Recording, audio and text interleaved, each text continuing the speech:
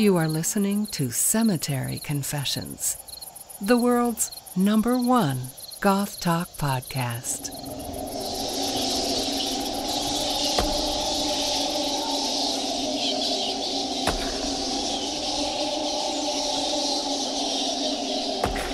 So this month we are reviewing the newest album from the band Voyna and their newest release titled And the Heresies. So I will read a little bit about the band from the Bandcamp page here. It says, "This new output feels more solid, more navigated, like a vessel carrying the listener on a voyage through uncharted emotional waters, guided by a current only, but with the trust in its direction." Like with its predecessor, the sonic landscapes are again built from the mosaic of stylistic pieces, bits and fragments, drawing inspiration from the topography of post-punk, darkwave, art rock, and electro, intertwined, blended, folded, and set under an all-spanning, sky-like melancholy, whose evanescent shades and nuances reflect the profound intricacies intrinsic to the human condition, where sorrow and beauty entwine in delicate equilibrium. That is a run-on sentence. Can't be goth without run-on sentences. That's fair enough. So let's play a track from this album. I was going to play... Let me open the Bandcamp page first. I know you like the second track a lot, and that one's fine. I had two favorites. Yeah, I think I will play Death by 1000 Cuts.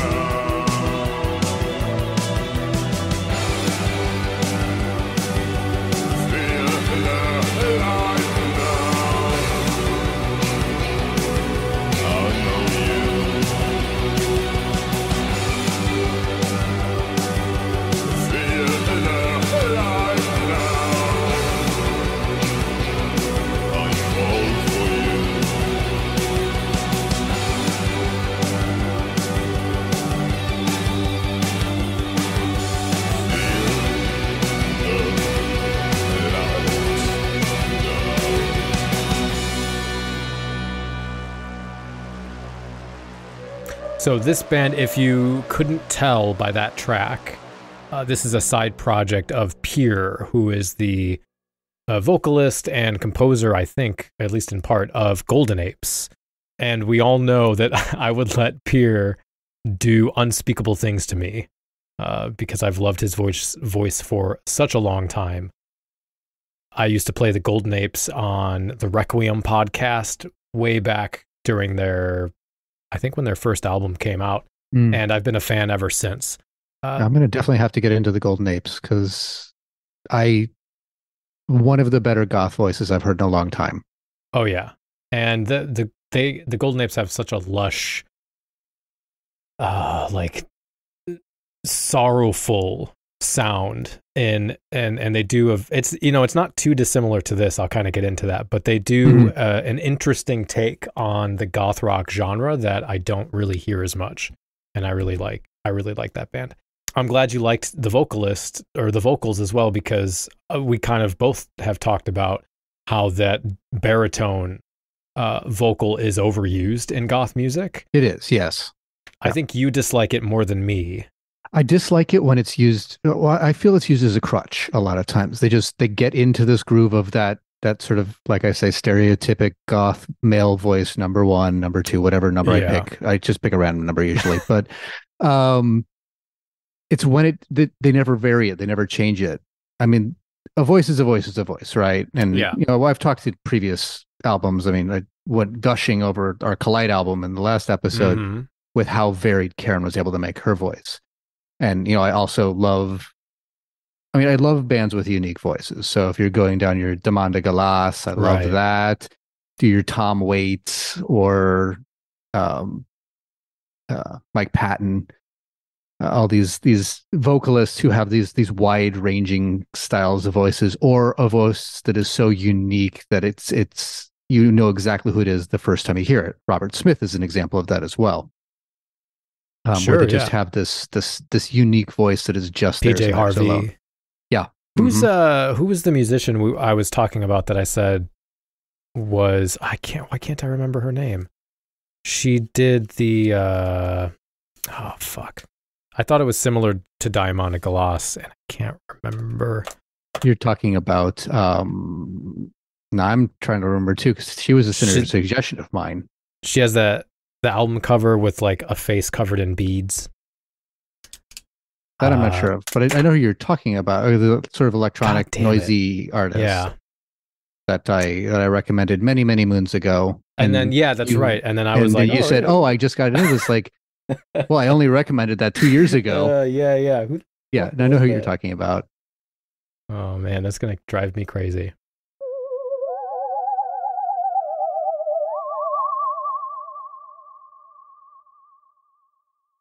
This is Danny Ashes from the future. The musician our sleep-addled brains were trying to remember, if you haven't guessed already, is Lingua Ignota. All right, back to the episode. But yeah, no, I definitely know who you're talking about. And she's a great vocalist. But yeah, it's that sort of thing where it's a unique dynamic voice, or just something strong. And there's a lot of these goth bands that just sort of key on the deep baritone voice sort of championed or at least introduced by Andrew Eldritch for the most part. That's sort of the initial touchstone in my mind, at least, for goth music. Yeah.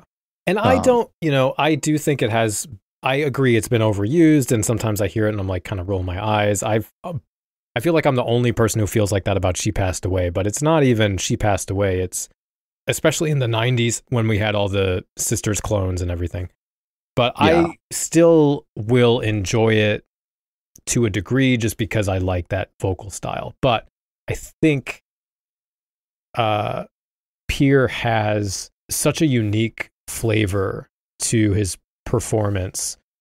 He has this rich, sonorous, and melodious voice, and it's so I don't know if it's the way they produced it or the way he sings, but the way it comes through the speakers sounds like he's inside me. Maybe that's just me fantasizing, but it feels like he's under your skin. And I think in his performance, he conveys a depth of emotion from passion to romance to melancholy to frustration or sorrow. I think, and it's very subtle too. I don't think it's overt in any way. I think it's just enough that you feel it more than you really hear a change in tone. Okay. And it's just it has something to his voice that puts it into that. It gives me that rapturous feeling. It has a soul to it. It really is, I think, special. And he's one of my top favorite vocalists, I think. Yeah, I think what I would, how I would classify it, or how I would sort of describe that effect of his voice and what distinguishes it, differentiates it from that stereotypic goth voice number 3, is the fact that usually when you deal with someone with the stereotypical goth voice, they aren't necessarily great singers, but they've managed to Right. find this place in their vocal range where they can evoke this very rich, sonorous tone, but they can do it on like 3 or 4 different notes, and that's all. So they just sort of bounce between the notes that they can do. So their melodic use is very, very limited. And if they sort of try to invoke or try to put some more emotion into it or some more expressivity into it, they lose the ability to hold on to that tone, and they're really so focused on that tone, that sonorous tone, to the point where they're constrained by that. So they can't express themselves properly. They have very simple vocal melodies, and it becomes very dull because there's no emotional shifts. There's none of that dynamism of loud and soft. And even, I mean, Pure in this doesn't really get a huge range of loud and soft, but it is there. It's not always the steady state mid to powerful range. He's got some times where he sort of reaches up, gets sometimes a little bit of a yelp or a little bit of that cry sound into the vocal as well, while maintaining that good chesty voice. That he really has a really good chest voice. Yeah. And a really good chest. I'm sure he does. I'm not familiar with him as far as what he looks like. I don't really know. But yeah, I did really enjoy the voice, and I like the fact that he had that goth baritone voice, and I love a good baritone bass voice. Those are my favorite voices, and one of the things I like about goth music is it's one of the few places around that you can still find that voice in music, because a lot of bands, for male vocalists especially, the bands that everybody shouts out are like, oh, they're so great, are the ones that are, your Steven Tylers and your Robert Plants and whatnot, that are just have that high range, and it's those hitting those high notes that everyone gets all excited about, your King Crimsons and whatnot. Oh yeah. And they're fun and they're interesting, but I have my vocal range is basically baritone, and I do bass a little bit. So I like that lower voice, and I listen to a not insignificant number of those online a cappella bands, and I always love the basses. I think Jeff Castellucci is one of my favorite basses in the a cappella YouTube a cappella world. I think I do have a bias as well, just because I'm not a good singer, but when I'm at like my best possible singing, I do pretty well with that baritone. And so obviously if I can sing along to a song and in my head think I sound similar to the vocalist, I'm going to enjoy doing that more, right? So that I do have a bias for that reason as well. Yeah, I definitely found myself doing that with Voyna, where I'd be singing along and just loving getting into that resonant space along with Pierre and singing along with it. And I can't go as low as he can, but the range he stays with most of the time, that really resonant, powerful voice, that I can hit real well. So I was really enjoying getting into that vocal mode with him and singing along. Yeah, I'm already wet. I was the last doctor we went to, and this was the one we got up at 5 a.m. for. On the way into the office, I was singing the chorus to Molding Heart And Sarah was like, "Are you okay?" She's like, "What the fuck are you talking about?" But yeah, anyway, before I get to that track, about his voice, as an example, because we just listened to Death by 1,000 Cuts, I feel like I can hear on the chorus in his voice the lament and pain, which is just really beautiful when a vocalist can get that across, not in the lyrics, but in the tone of their voice and make you feel something. I think that's more effective. Yeah. And I think both his voice and his, I guess, stage persona, like the way he presents himself as a singer, especially in Golden Apes, for me, it conjures a kind of mystique about him and gives me that, like, the vibe of the cigarette smoking French existentialist in like a dingy club, and, you know, talking about life and death and the meaninglessness of it all. And it's really hot. Everything I love about this band is sexual, apparently. Death by 1,000 Cuts is one of my two favorite tracks. I think you get a gorgeous, soaring chorus that feels like you're being kissed by the sun or kissing the sun. There's a great bridge in the last third of the song with an almost laid back death rock guitar solo. Just sort of like with the tone of the guitar, it made me feel like that, which I thought was interesting. And then you get this very smooth, melancholic portion that kind of brings it all down and then blasts right back into that lofty chorus before the song ends. And I just really love that sort of soaring melody in that song. I think it's really beautiful. Yeah, I think I'm kind of listening to it in the background here, and I think that it was the one that I was sort of singing along with, one of the most. Not because it was my favorite chorus, but that chorus part, the soaring part of the chorus, was the one that's right in that sweet spot of my range. Then the lower part after that is usually I'm kind of struggling to get that low tone where he drops down. Well, if you play the music loud enough, it can still feel like you did it. So that's fair. That's fair. But I can feel that I'm not doing it. Yeah. I know my voice pretty well, and I can do that low voice in the morning because I've got in the morning and when I have a cold. Those are some of my favorite times to do vocal stuff, because it drops my voice at least a fifth, if not an octave, and I can get that really low, sexy Barry White voice happening. That was my other favorite track, and I think I ended up singing that more than anything else on the album. I really like the introduction to the song. I think it's the introduction that has this. It starts subtly, and then it has this kind of electronic element to it that gave me a like Blade Runner feeling.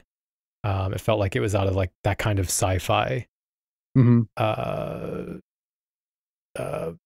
environment. It has this sort of, the synth does this sort of it like peels and folds into itself, and then in the beginning, and then it kind of comes in and out of the song through the rest of the track. And it's a very romantic feeling track. And yeah, I put Pierre's voice just makes me melt into a pile of quivering goo. Yeah, the funny thing about the intro of this one is the first thing that came to mind when I was listening to it was the song, the guitar part, particularly from the intro of the song Night Shift by Susie and the Banshees. Oh. Because it had that similar, a chime and then a chime at a sort of dropping down a minor second to sort of off-kilter dissonance, going slowly. The Susie is more, it's less of a synth sound, and it's more of a straight up, jangly guitar sound, but it has that sort of similar cadence, I feel. And so the way it just goes really reminded me of that pretty strongly. I'll have to go back and listen to that because I can't think of how that song goes in my head. But yeah, very interesting. So I'll talk about some other the songs on the album, but I did want to just mention that for me, the biggest weakness of the album, and maybe this is unfair, but I kind of went into this thinking I don't know how I hadn't listened to the first album before. I don't know how I missed that. But I went into it thinking, oh, it's a side project. It's going to be something different, a new creative project. But I did feel like it was significantly different from Golden Apes. Mm-hmm. And I thought Golden Apes had a bit more of a fuller sound. And this felt a little bit flatter to me than that band. And I think specifically I narrowed it down to the percussion, which not on every track. I was more harsh on it initially, but as I listened to it more and more, it made more sense and I liked it more. But it did feel a little bit bare bones. And I'm not sure, it doesn't sound like a drum machine, but there's also no drummer credited on the Bandcamp page. I'm pretty sure it probably is a drum machine. And the drum synths, not even synths, drum programming these days is really very good. Hard to distinguish because they've got really good solid recordings of actual drums. So if you have a decent drum synth and you are not terrible at programming drums, mm-hmm. you can make something that could fool a good number of listeners, I think, as far as the realism of the drums. Yeah. So it very well could be a drum machine / sequenced drums. In fact, most of what you hear on modern music is sequenced drums because they usually will have a live drummer, but then they replace everything with sequenced drums so they can, well, not sequenced drums, they'll replace it with pre-recorded drum samples just because they can get a certain amount of punch and power and a evenness of tone that all but the most exceptional drummers can't really match on their own. So there's a lot of debates in modern music production. Interesting. Especially in rock and metal around the use of drum replacements. Yeah, I kind of thought it might be also just because basically Pierre did, I think he's credited as doing all the programming and stuff. And so it just felt like it wasn't a drummer doing the drumming because it felt kind of sparse, especially I think the example I used was So Far. That's the name of the track. Yeah. It was sparse, and then there's a drum fill where all the music dies down and you just get it's a snare drum that just does like a 1, 2, 3, 4, 1, 2, and then it builds up into and I was just like, that's very boring. Mm-hmm. And so I don't hate a minimal approach to percussion. I do like the tone of the drums. They're all reverbed, so it sounds kind of like that arena rock thing. Mm-hmm. But there wasn't much variety and complexity, with like maybe one exception I think I bring up. Yeah, in general, I found the drums to be fine. They did a good job of supporting the rest of the album, but there was nothing really stand out about them. So I mean, they sort of vanished into the background. They were good. I mean, obviously, I've complained at some times when drummers or program drums or drummers get a little bit crazy with, I got to show off all the little tricks, and it becomes the spotlight of the drummer. So I mean, I do love myself some real complicated, fancy drummers like Neil Peart from Rush. I enjoy listening to his drum solos, and he's got the huge 100-piece drum kit that's surrounding him, and he spins around and all that stuff. So it gets crazy, and I do enjoy that. And I enjoy my Frank Zappa and his insane layered, nested rhythms and craziness. But still, I only like those to some degree and in certain situations. But in general, I like drums that are interesting and varied, but not a focus. Mm-hmm.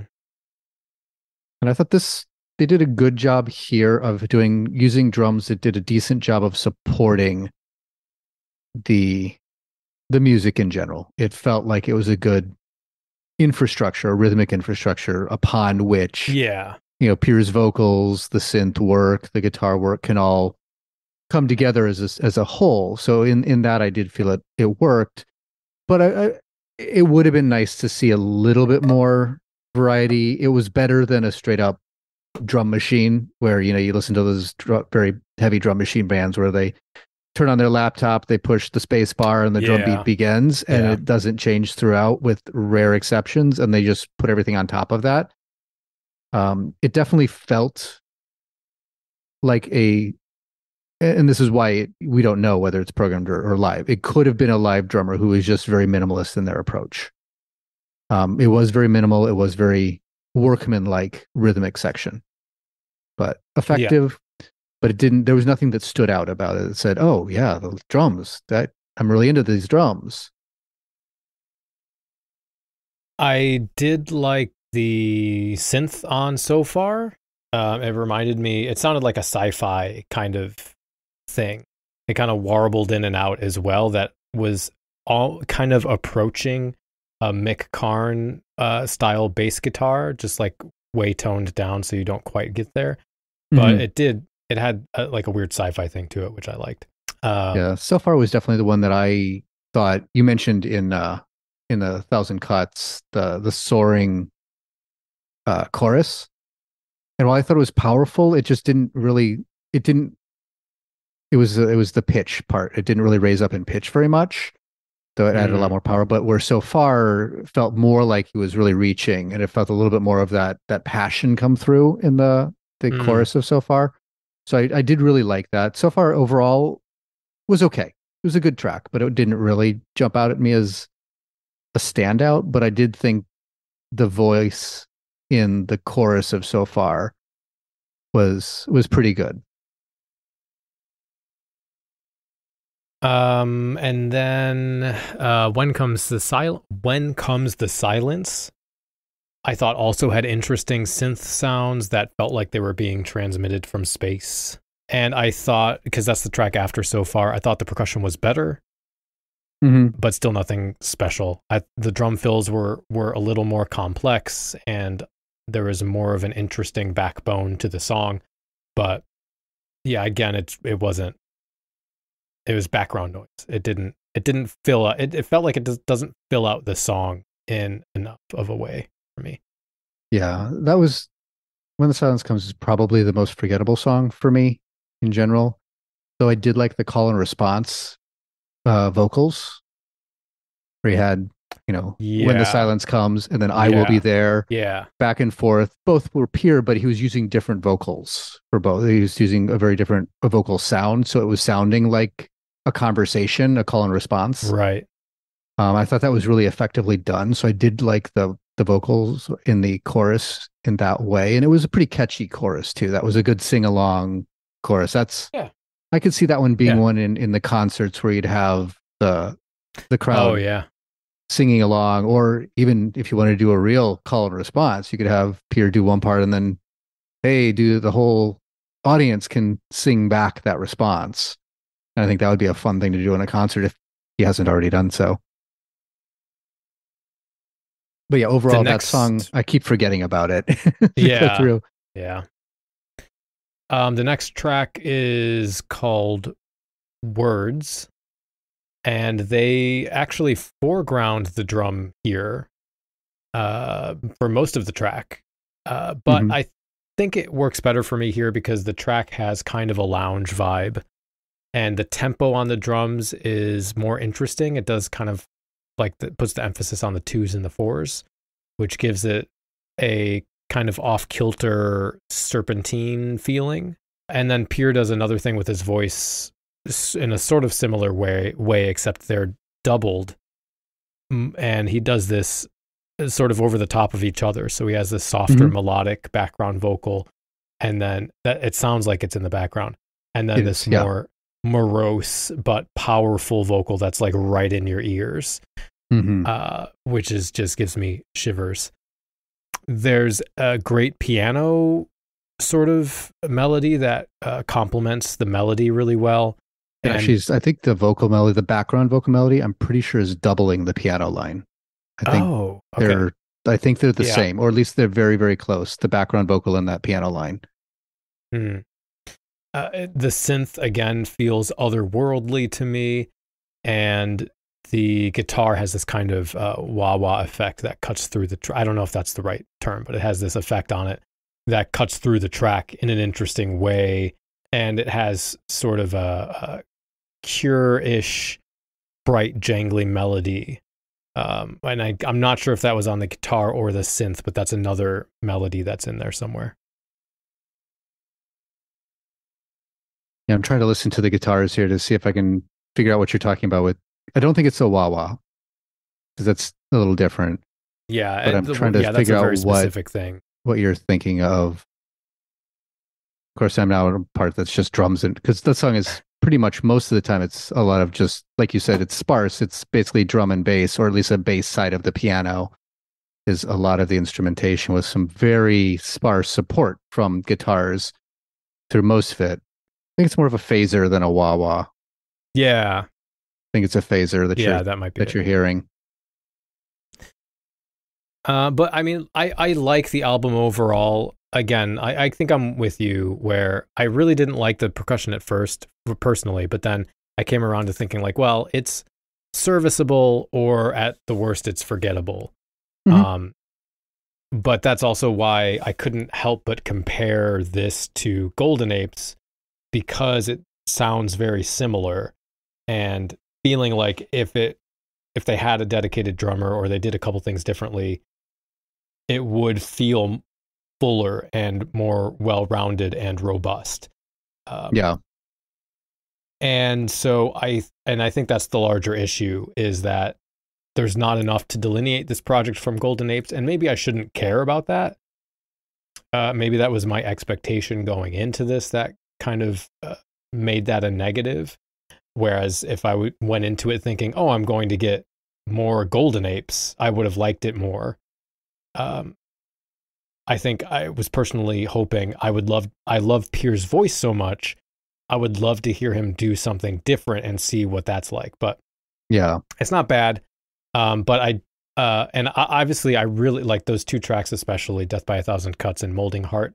I really, really loved. And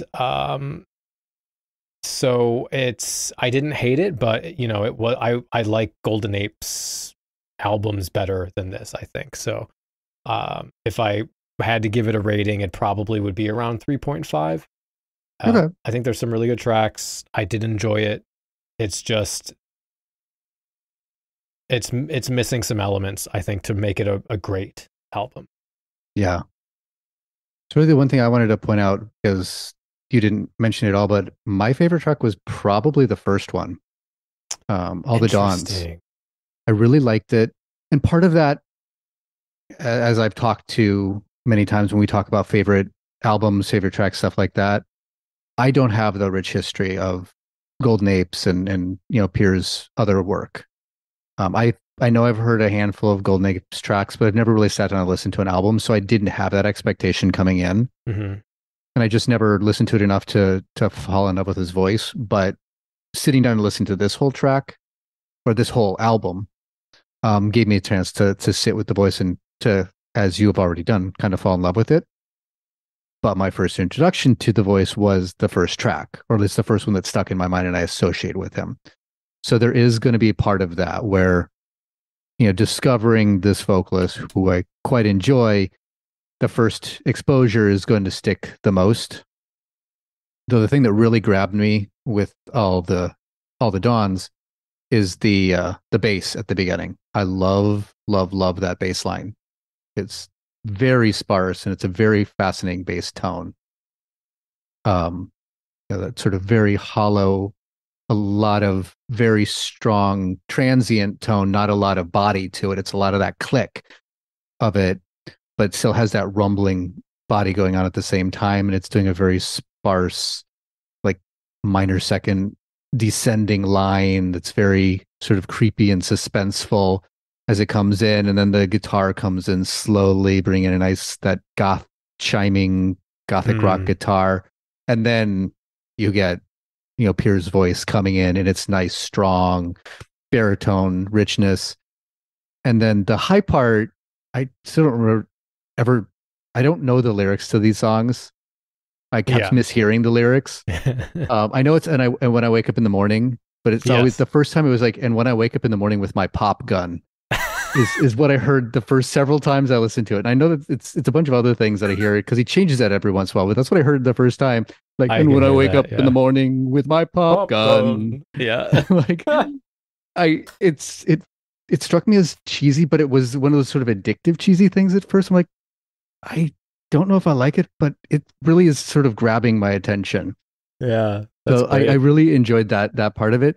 And then I like how this whole track, which is I think one of the longer tracks on the album, it takes you on a big journey. So it has that slow introduction with the solo bass, and then the instruments come in slowly. Then you have Pierre's voice, and it goes into a standard gothic rock / post-punky. It has that sort of rhythm, has the guitars and all that. And that was fun, and I enjoyed it. But then it drops in like the bridge to this halftime feel. And I thought that was really neat.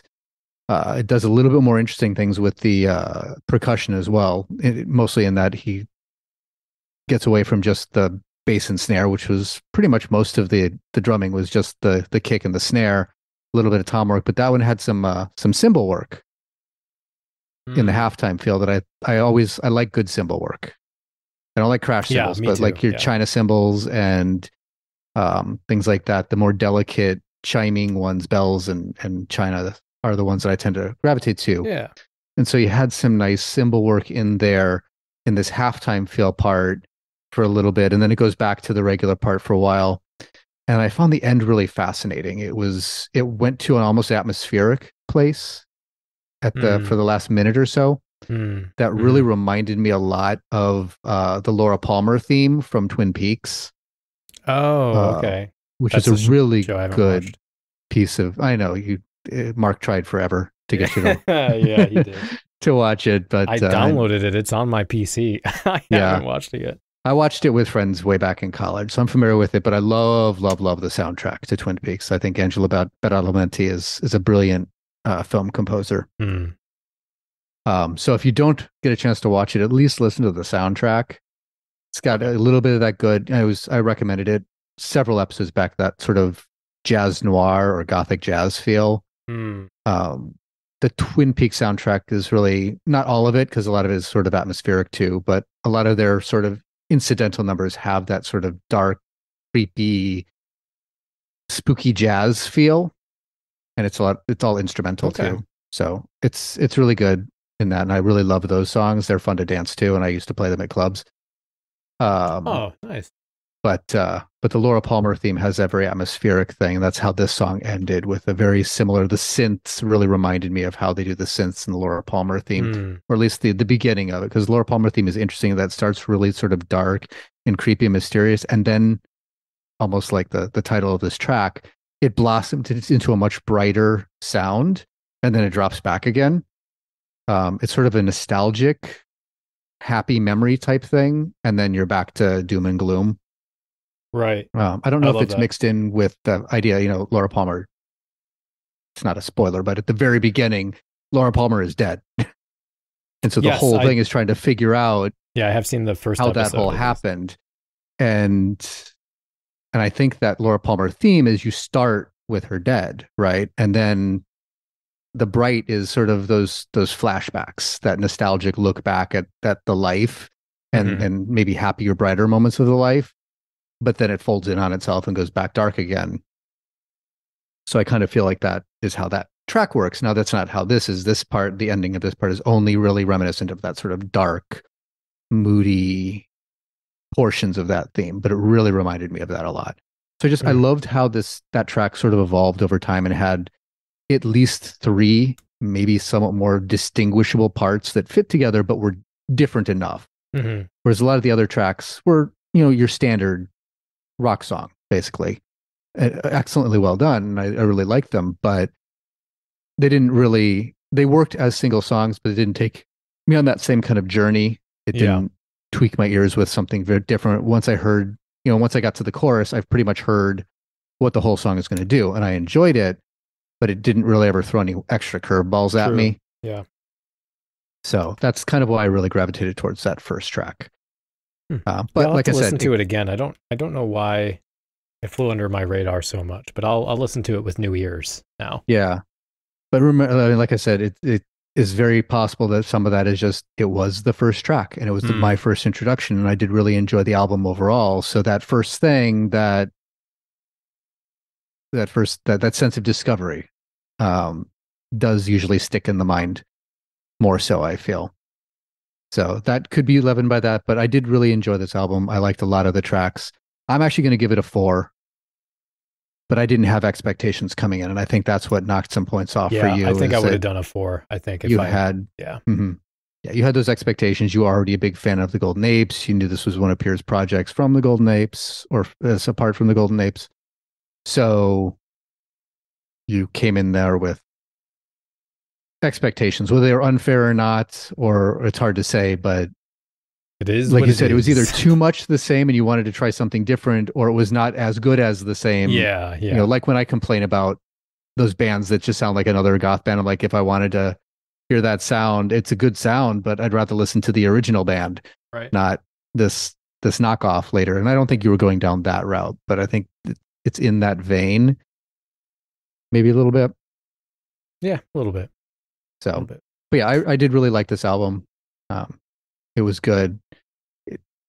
It did grow on me too. With time, the very first listen, that sort of cheesiness kind of took the 4. And there's a little bit of that. As much as I love the voice, it is that goth voice number 3 that, you know, at least on first blush, until you hear him stretch his legs, and it's like, oh no, you actually can sing in that voice. You're not just putting it on because that's what you do as a goth singer. You can actually inhabit that voice and play with it. And I think that's what makes Pierre an outstanding male gothic vocalist. I think also it on subsequent listens, each subsequent listen, I enjoyed the album a little bit more. It's just one of those albums for me.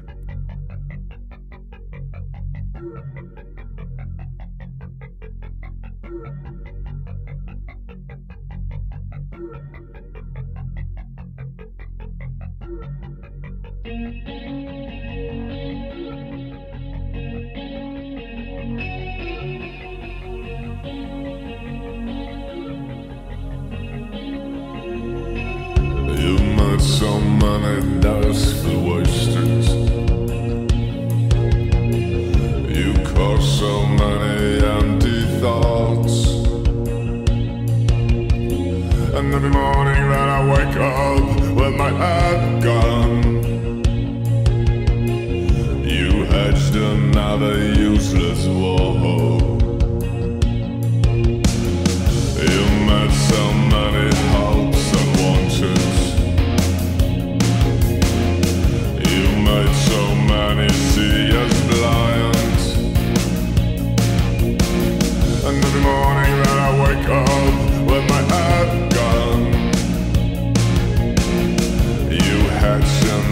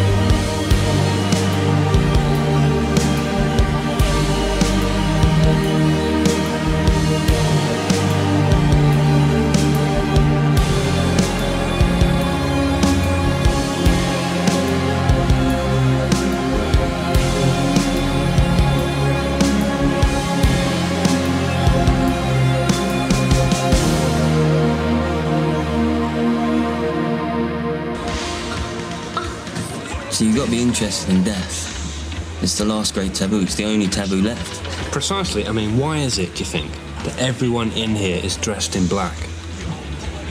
It's a celebration of death. No, I just like the clothes. Yeah, well, no, I mean, the clothes look good. Yeah, I mean, death looks good. Charles Manson, yeah? No, he was cool.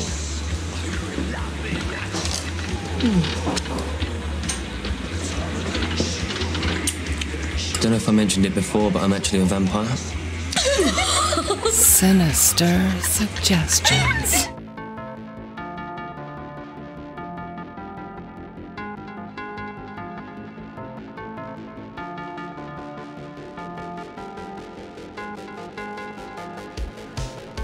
George Pappas is behind Alien Skin and their new release, Black Dance Days. A fun little tidbit about George is that he was in an 80s Australian new wave band called Real Life, and I went back and looked them up, and I quite enjoyed their music and enjoyed discovering it. It's classic 80s synth pop that just makes you feel good, and while Real Life sounds very of its time, this project, Alien Skin, does not sound dated in any way. This EP does slot neatly into the darkwave that's become ubiquitous at the moment, with some changes such as synth bass that sounds more akin to a harder-edged industrial band, and synth lines that are very spacey and sci-fi, which I always adore. If it makes me feel like I'm on the bridge of the Normandy, then I automatically love your song. There's also some Neobauten DNA as well when he starts using samples that sound like, like the buzzer on a clothes dryer, for example. It feels in that lineage of classic industrial. There's also a real blending of eras here, from 80s vocal melodies to 90s future pop. And the result is something that feels familiar and fresh. These disparate synth components that I'm talking about are more utilized as minor flavor elements to the body of the music, and that body is lush, almost synth pop like melodies that provide a sense of slowly separating from your body in a kind of astral projection.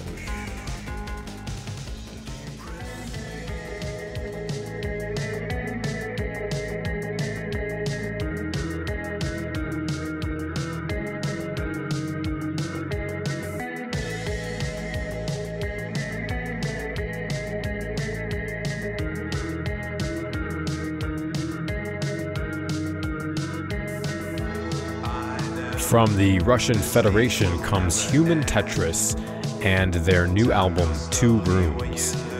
This cold wave post-punk immediately transported me to a late summer night with a warm, comforting breeze on my skin and a landscape with seemingly endless possibilities.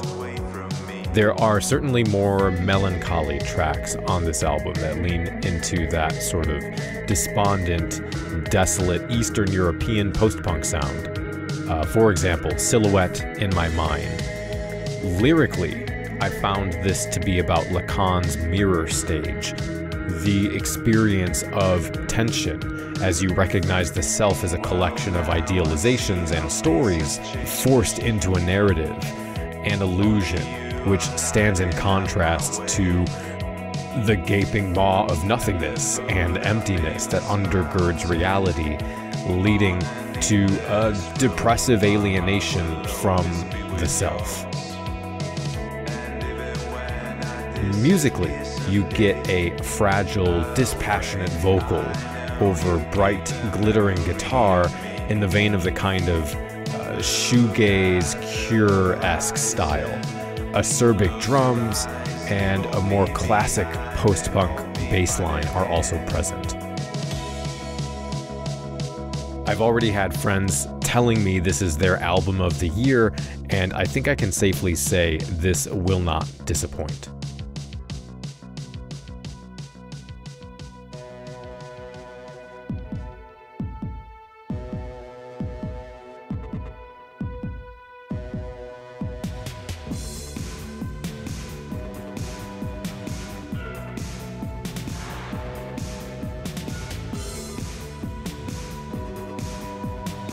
Also out of Russia is the new single from Deti Nosferatu.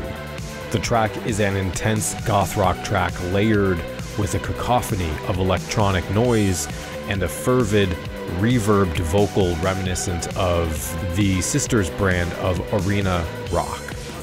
The electronics are what make this track for me.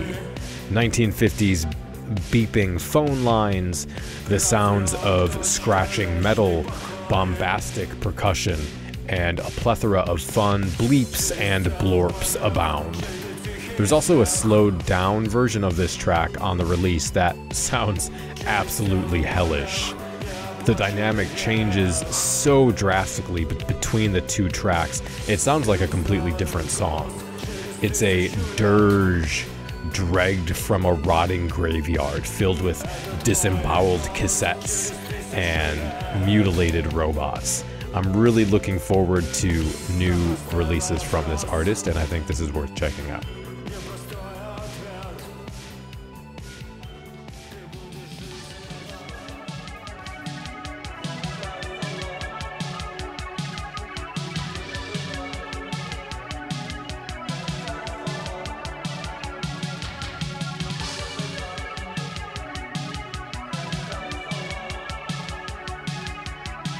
The industrial manufacturing city that birthed acts like the March Violets, Red Lorry, Yellow Lorry, Gang of Four, and the Sisters of Mercy is still home to incredible goth music, even if it's on Bandcamp instead of the F Club.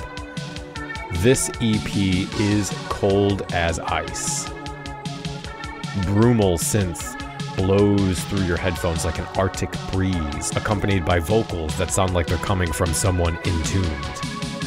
The drum machine is brittle and sharp, while crystalline guitar spreads its cold tendrils down your spine. Oh, and you can't forget the frigid European bass guitar that pulls it all together. This EP by Ames Solitaires, which I know I'm mispronouncing, is truly enchanting and stunning. Don't miss out.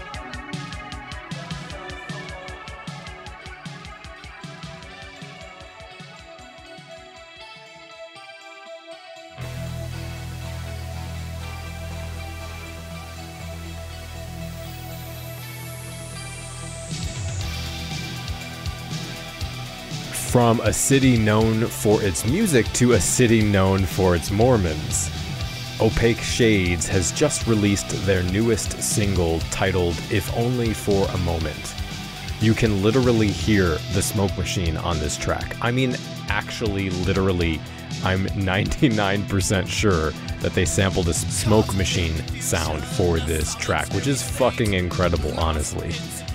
This Salt Lake City duo is clearly pulling from the Sisters and the Mission to harken back to Leeds.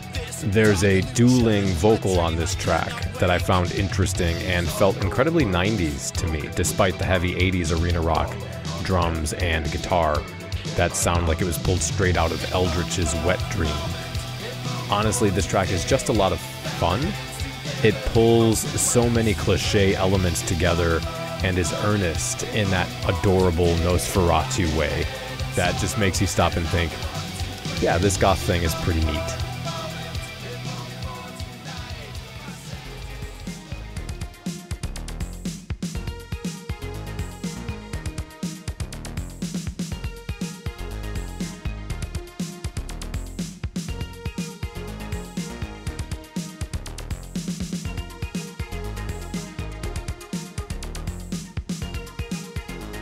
This next pick is the new release off Andy Harriman's Syntheside by Puta Negra, and it's so goddamn sick. It's an old school EBM sound. It's modulated bass that's so fucking dirty, I think it slept with my mom. Punk rock vocals that are so harsh I was crawling out of my skin like Frank Cotton in Hellraiser. Not to mention the smorgasbord of electronic toys like woodblock, congas, tortured audio samples. It's like listening to SPK on speed. The whole album is frenetic and effervescent and filthy. It's like unhinge your jaw and deep-throat it, filthy. Perform unspeakable acts, filthy. If you haven't noticed, this isn't goth, but it is my goth-adjacent pick for the month. And I guarantee you'll be sore and sweat-soaked from involuntary body movement after you get through this one.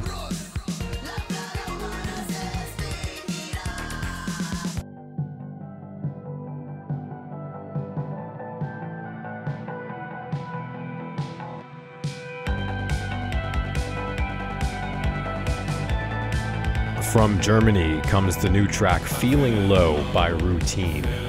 It's a short but soaring track with an instantly catchy melody and bright guitar, contrasted by the blasé, nihilistic vocals.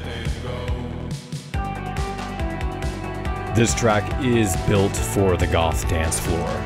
The track itself is about intractable, consuming sadness that is so bleak it literally ends the track early. You can hear it pulling the track into the abyss to an unceremonious early finish. What could be more goth than that?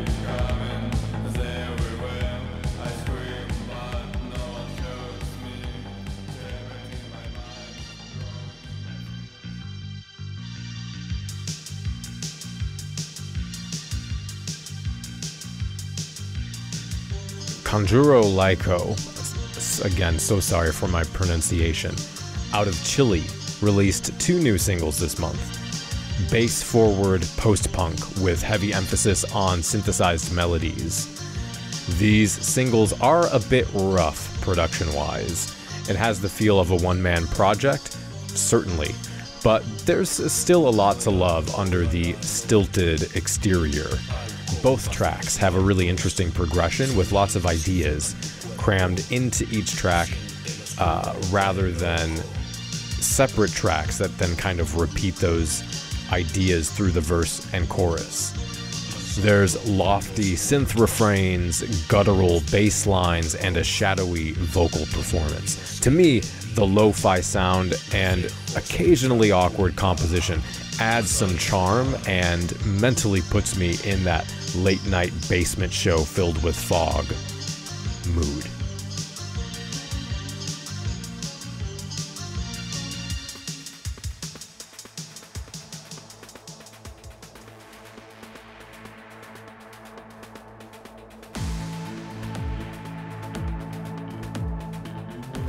Montreal is our next stop for the horny bastards at Sexsomnia. This act reminds me a lot of Informatic back in the day, if you remember them. The main thrust of the band is this slow-tempo, sensuous synth pop with a post-punk backbone. And this is particularly interesting to me as a lover of synth pop, but especially as the landscape of goth music has congealed around this darkwave post-punk sound. So any return to or experimentation with other avenues piques my interest. This album also plays with some agrotech elements on the track Trauma. The vocal performance is great, ranging from an inhuman, almost orc-like, twisting, growling voice to an intimate, almost whispered secret. There's echoes of that creeping vampire 90s sound we talked about last month, this sort of collide or chasm style instrumentation and spectral feminine vocal haunting the track. They utilize samples as well to bring in more of that industrial DNA, but depending on the track, there's a clearly modern goth drum and bass combination. Not the genre, the instruments. I think this is a great throwback. It feels sinful, it feels sexual, it feels irreverent. A delicious treat.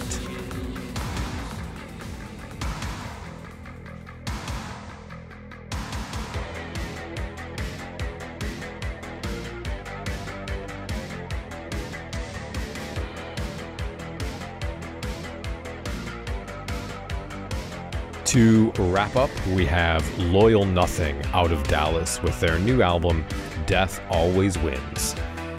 This album hit me like a brick.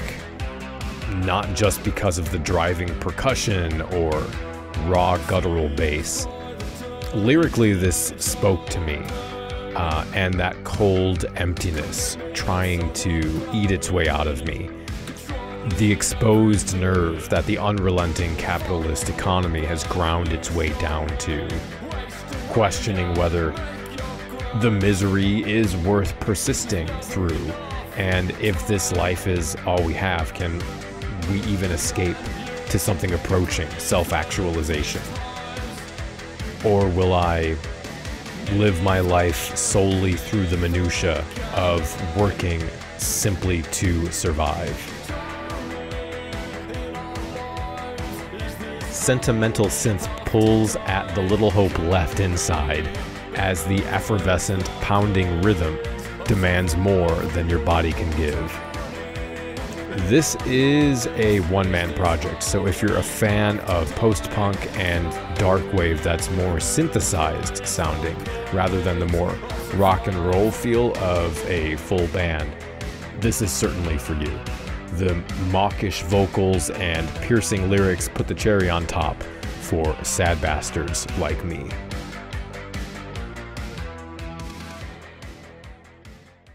With those suggestions transmitted out into the universe, we're going to move on to another contribution from my dear friend Azy Bats at Obscura Undead.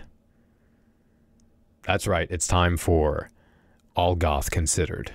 Greetings, Azy here, and you're listening to the August 2023 edition of All Goth Considered with Obscura Undead.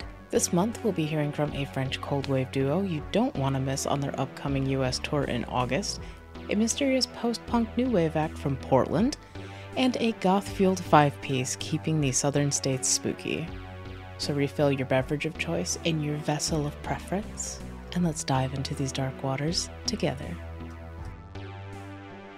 First up, we head to France, a country well known for its major contributions to the early development of cold wave. Based in Grenoble, Lovataraxx, the duo of Hélène and Julien, are adding to the modern canon of music with their electric 2020 debut album, Habafrenier. Their lyrics are heavily inspired by a deep love and appreciation for classic literature, and their sound is a compelling and eclectic mix of minimalist and experimental cold wave and dark wave. But Azy, I hear you saying their last release was in 2020, to which I say, yes. But if you live in the US, did you know they're doing an East Coast and Midwest tour in August? You should, and you should also go see them live and recommend to them some of your favorite bands. So, back to the feature, and enough of me rambling. We're going to hear from Hélène and Julien about a song with a lot of meaning for them and an emotional favorite of mine, Anna Venus. Here are Lovataraxx for Obscura Undead, and we'll speak about our track, Anna Venus, that has been published on both Keros and Habafrenier albums. Anna Venus is quite an old track. We are playing it live for a long time, and there were different versions of it. The live version is longer now than it used to be, and the structure is less minimal. So when we decided to shoot one video for one of our songs, our choice came naturally on Anna Venus. We made it by night in an old chapel in the countryside where I grew up. This track is based on a poem by the French author Arthur Rimbaud called Venus Anadiomene, which means in Greek, Venus out of the sea, considering the mythological birth of the goddess Venus. I decided to shorten the name into Anna as it means anorexia. I have been moved by the fact that some people are ready to employ really extreme methods to look beautiful. I always have in mind, for instance, the Tanorexia self-portrait made by Cindy Sherman. Some people play with their health to match with a certain ideal of beauty. This is a kind of contradiction, as beauty is supposed to be linked with health, and the extreme bodied thinness is generally associated with disease and eventually old age. For instance, the parents are always reassured by a plump baby eating well. That means that he's in a good health. Youth is supposed to be plump. My mother was a nurse, and she treated young people suffering from anorexia. She told me once about her experience with some patients. So, this song deals with that we consider as ugly, but can also be seen as beautiful through the eyes of someone else. This is why I'm singing horribly beautiful in the song. I pronounce it 20 times, as 20 is supposed to be an age of youth and carelessness. But we can also look very old when we are 20 years old. The French novelist Paul Nizan wrote once, for instance, I was 20, I won't let anyone say, those are the best years of your life. The first image of this song is about a woman going out of the bathtub and looking like a skeleton out of a coffin. It is a very dark romantic image, kind of vanity in words. But this woman is described in a clinical way in the poem of Arthur Rimbaud, as if she were on a dissection table. I guess that you can't dissect totally something beautiful without turning it into something ugly. This is like analyzing every second of a movie that's pure flesh. This is not living anymore. A couple of other Epiphany songs are based on Arthur Rimbaud's poetry. Helen offered me a long time ago Rimbaud's complete work in English as I was studying Jim Morrison poetry at the university. And some French verses seems to get a different meaning translated in English. This book helped me to build a bridge between those two languages that I love.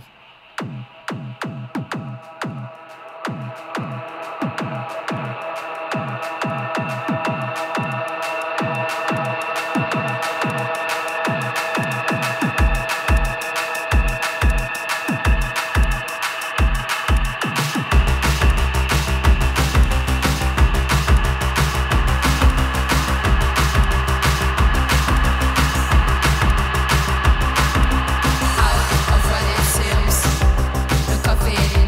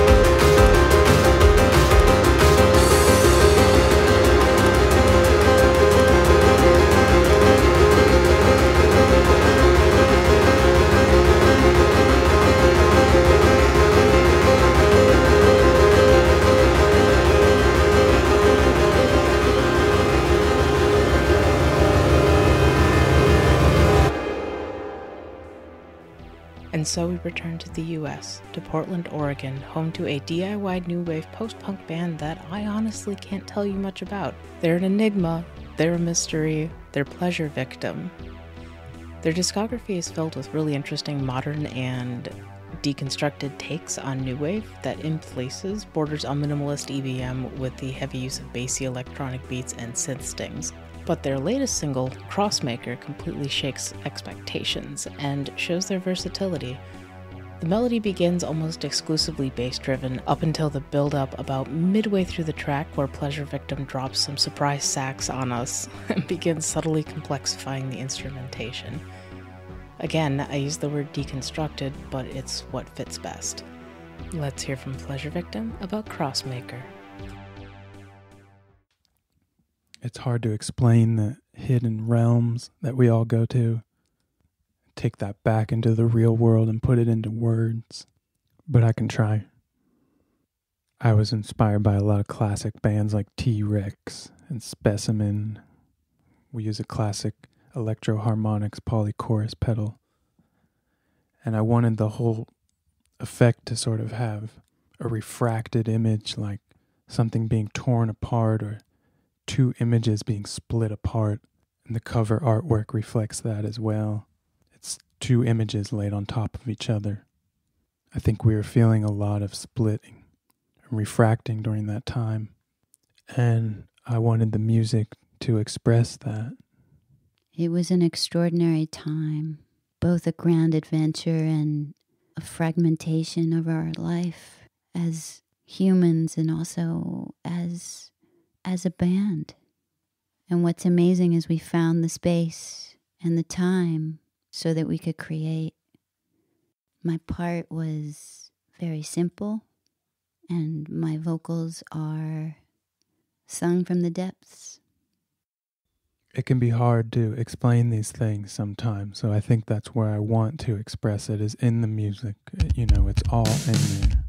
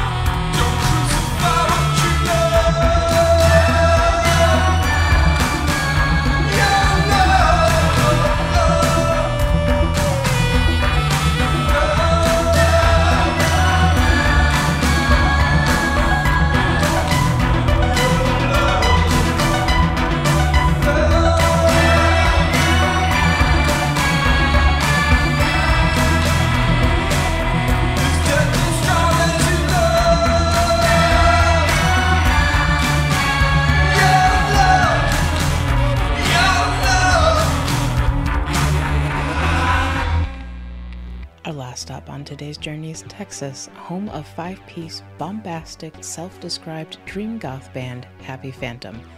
Fronted by multi-instrumentalist Jackie Legos, Happy Phantom channels all the best of goth, from Bauhaus, The Cure, and Specimen to more modern bands along the lines of, say, Bloody Dead and Sexy and Shrouds. If you've been craving modern goth rock that isn't power slides and 90s rehash, I can't recommend Happy Phantom enough. Their latest single and music video, Dia de los Muertos, is a dark and atmospheric track, sort of reminiscent of 100 Years by The Cure, with a violist weaving between the guitar, synths, and bass, creating a really beautiful miasmic haze. Jackie gives us some insight into his inspiration for Dia de los Muertos. First and foremost, thank you, Azy, for having me as a guest, and thank you for sharing our new single with your listeners. So the concept for the song Dia de los Muertos, also referred to as the Day of the Dead, came to me from a combination of different elements. Indirectly, I would have to attribute some of the sounds and instrumentation used in this song to musicians like Danny Elfman. In 1992, he wrote the song Face to Face along with the B-side Sea of Light in collaboration with Susie and the Banshees for the Tim Burton film Batman Returns. His use of xylophones and vibraphones always stuck with me, and the squeamish sounds of cat strings, as I call them, in the background, using violins and violas, was one of those details that made those songs so different from everything else that was out there at the time. I guess in the back of my mind I always wanted to do something musically along those lines, thus was born Dia de los Muertos. As I was writing the music for this particular song, several thoughts gathered in my head. I thought about Tim Burton's Corpse Bride and Batman Returns, and as I mentioned, I thought about Danny Elfman and Susie. I thought about the film The Crow City of Angels, but most importantly, I thought about the day, or days itself, the celebration of the dead, Dia de los Muertos. I truly hope people enjoy what we've put together for them in this song. Thank you.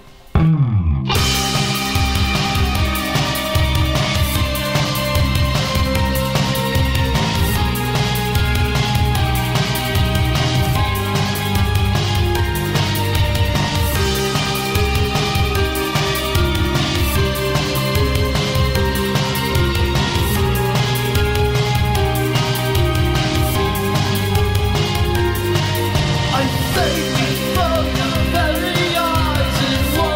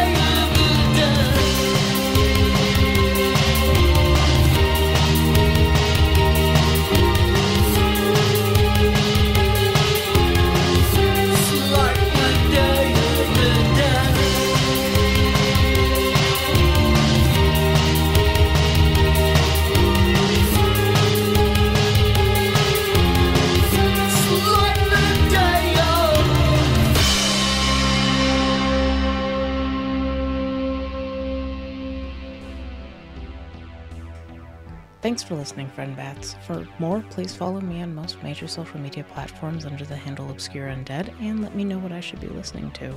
And if you like the show and want to support me, check out the Obscure Undead Patreon at patreon.com/obscureundead, or send me a tip on PayPal to obscureundead@gmail.com. And if you're a band, feel free to get in contact with me at obscureundead@gmail.com. All right, take care of yourselves, my friends. Love you. Bye-bye. How lucky we are to have such talented friends at Cemetery Confessions. And how lucky we are to have such incredible supporters on our Patreon page over at patreon.com/Cemetery Confessions. The only reason this podcast continues to exist.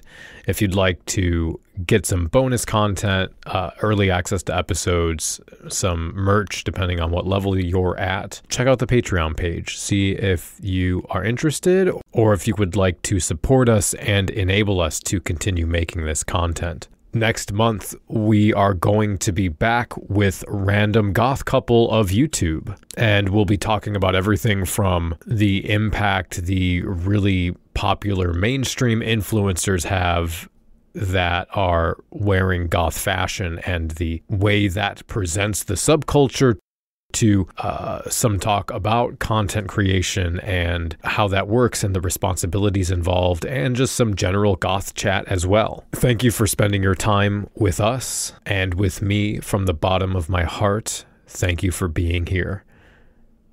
Until next time, stay dark. The preceding program is a member of The Belfry, a network of blogs, podcasts, and videos for the darkly inclined. Go to thebelfry.rip for more information.